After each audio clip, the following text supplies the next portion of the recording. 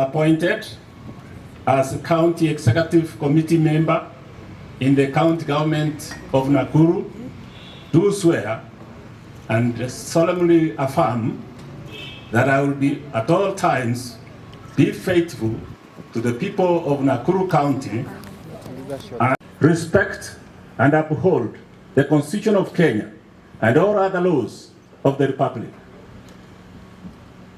That I will diligently discharge my duties and perform my functions in the office of the County Executive Committee member to the best of my ability.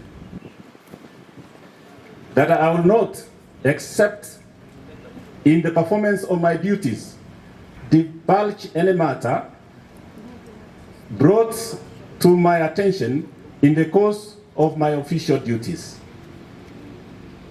And that I will discharge my functions and duties in accordance to the Constitution, and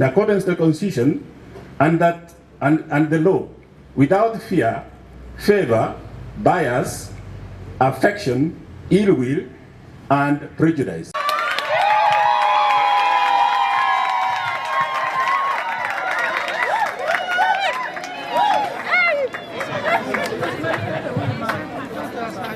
Wow.